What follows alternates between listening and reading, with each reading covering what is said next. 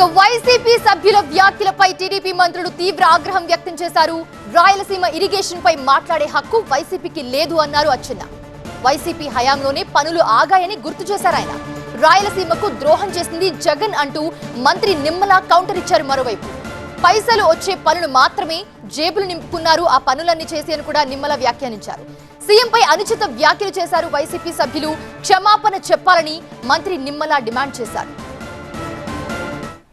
2020 సంవత్సరం సెప్టెంబర్ నెలలో ఈసీ అనుమతి లేకుండా ప్రాజెక్టు పనులు చేపట్టొద్దు అని చెప్పి స్టే ఆర్డర్ కమిటీ రిపోర్టు ద్వారా 29/10/2020 అధ్యక్ష, ఇది ఎన్జీటీ ఇచ్చినటువంటి ఏదైతే స్టే ఆర్డర్ సంబంధించిన కాపీ అధ్యక్ష.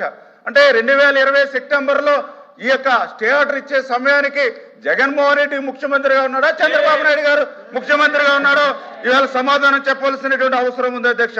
అంటే ఇంత క్లియర్గా ఏదైతే 2020లోనే దీన్ని నిలిపేయమని చెప్పడం, ఏదైతే నిలిపేసిన తర్వాత కూడా డిపిఆర్ అని చెప్పి త్రాగునీరు పేరు చెప్పి పనులు చేస్తారని చెప్పి దాని మీద కూడా 2.65 కోట్లు జరిమానా కూడా ఆ రోజు ఉన్నటువంటి ప్రభుత్వం మీద విధించినటువంటి పరిస్థితి అధ్యక్ష. అంటే ఈ రకంగా 2020లోనే ప్రాజెక్టు పనులు నిలిచిపోతే మరి ఈ రోజు మరి చంద్రబాబు నాయుడు గారిని ఎట్లా మాట్లాడతారు అధ్యక్ష వీళ్ళు మాట్లాడేటువంటి మాటలు.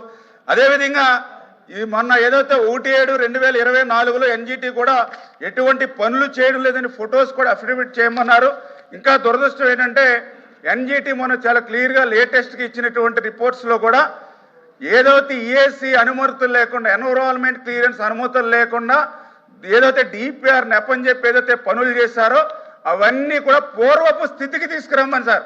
దీనికి ఎవరు బాధ్యత వహిస్తారు అధ్యక్ష? అంటే వీళ్ళు చేసినటువంటి పనులు చూస్తూ ఉంటే కేవలం ఏదైతే డబ్బులు జేబులు నింపుకోవడానికే పనులు తప్ప రాయలసీమ చిత్తశుద్ధి కోసం పనిచేసినట్టుగా అక్కడ కనపడలేదు అధ్యక్ష. గౌరవ సభ్యులను అడుగుతూ ఉన్నా, ఏదైతే ఈవేళ రాయలసీమకి న్యాయం చేసింది ఎవరు, ద్రోహిగా ఉన్నది ఎవరనేది చూస్తే ఈవేళ ఏదైతే గాలేరు నగర్ గురించి మాట్లాడుతూ ఉన్నారు, జిఎన్ఎస్ఎస్ గురించి, ఏదైతే పోతిరెడ్డి గురించి మాట్లాడుతూ ఉన్నారు. ఈవేళ పోతిరెడ్డి పోడ దగ్గర నుంచి ఈ ప్రభుత్వం ఈ సంవత్సరం చూసినట్లయితే డైరెక్ట్ గా ఈవేళ మరి 200 టీఎంసీలు నీరు తీసుకున్నాం అధ్యక్ష. ఈ రోజు పోతిరెడ్డి పోడ నుంచి ఈవేళ మేము 203 టీఎంసీలు ఈవేళ నీటిని నింపాం అధ్యక్ష. గోరకొల్లు రిజర్వాయర్ ప్రమాదంలో ఉంది, దానికి 60 కోట్ల రూపాయలు నిధులు ఇవ్వకపోతే గోరకొల్లు కొలాప్స్ అయిపోతాని 5 సంవత్సరాల్లో ఆ రోజు అధికారులు మొరపెట్టుకుంటే గోరకొల్లుకి 1 రూపాయి ఇవ్వలేదు అని అంటే ఆ గోరకొల్లు ప్రమాదంలో పడితే నీ కడప జిల్లాకి నీ పులివెందులకి నీళ్లు రావని తెలిసినా కూడా 1 రూపాయి అక్కడ నీ గోరకొల్లుకి ఇవ్వలేదు అధ్యక్ష. ఎవరు రాయలసీమ ద్రోహి అధ్యక్ష? అంటే కన్న తల్లికి కోకెట్టినోడు పిన్న తల్లికి బంగారం గాజులు చేసిస్తానంట. అట్లా రాయలసీమకు సంబంధించినటువంటి ద్రోహి అధ్యక్ష. 5 సంవత్సరాల్లో వాళ్ళు చేయలేనిటువంటి పనిని 1 సంవత్సరంలోనే చేసి చూపించాం అధ్యక్ష. 3850 కోట్ల రూపాయలు ఖర్చు పెట్టి 728 కిలోమీటర్ వరకు కృష్ణా జలాలను తీసుకెళ్లాం అధ్యక్ష. అది రాయలసీమ పట్ల చంద్రబాబు నాయుడు గారికి ఉన్నటువంటి చిత్తశుద్ధికి నిదర్శనం అధ్యక్ష.